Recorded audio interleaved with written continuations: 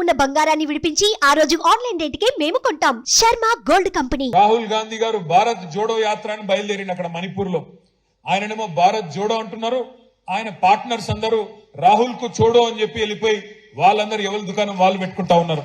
ఎందుకంటే వాళ్ళకి అర్థమైపోయింది కాంగ్రెస్ పార్టీతోని కాదు, బీజేపీని ఓడగొట్టాలి అంటే కాంగ్రెస్ కు ఆ సత్తా లేదు, కాంగ్రెస్ వల్ల కాదు.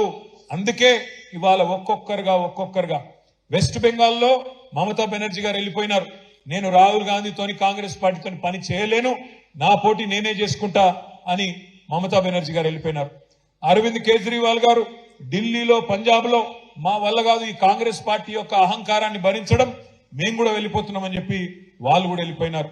తర్వాత ఇప్పుడే చూస్తా ఉంటే ఇక్కడికి వచ్చేటప్పుడు బీహార్ లో నితీష్ కుమార్ గారు మా వల్ల కాదు కాంగ్రెస్ పార్టీని భరించడం, నేను కూడా వెళ్ళిపోతున్నా, బీజేపీని కొట్టాలంటే మళ్ళా వీళ్ళతోనైతే కాదు అని చెప్పి ఆయన కూడా వెళ్ళిపోతా ఉన్నాడు.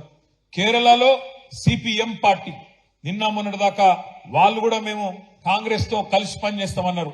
వాళ్ళు కూడా ఏమంటున్నారు, ఇప్పుడు రాహుల్ గాంధీతోని కాంగ్రెస్ పార్టీతోని కలిసి పని చేయలేము అని చెప్పి వాళ్ళు కూడా వెళ్ళిపోతా ఉన్నారు.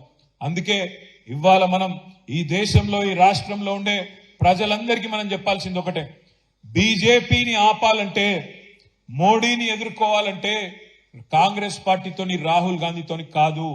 ఎవరి వల్ల అవుతుంది అంటే ప్రాంతీయంగా బలమైన నాయకులుగా ఉన్న ఒక కేసీఆర్ వల్ల, ఒక మమతా బెనర్జీ వల్ల, ఒక అరవింద్ కేజ్రీవాల్ వల్ల, ఒక పినరాయి విజయన్ లాంటి నాయకుడు ఎవరి రాష్ట్రాల్లో వాళ్ళు అక్కడ గెలుచుకోగలిగితే అట్లయితేనే బీజేపీ నిలువరించగలుగుతాం తప్ప, లేకపోతే మాత్రం కాంగ్రెస్ పార్టీని నమ్ముకొని ఇవాళ ఈ దేశంలో రాజకీయం చేయాలని ఎవరన్నా అనుకుంటే కుక్కతోక పట్టుకొని గోదావరి ఇదినట్టే అనే మాట కూడా ఈ సందర్భంగా నేను మీకు విజ్ఞప్తి చేస్తా ఉన్నా.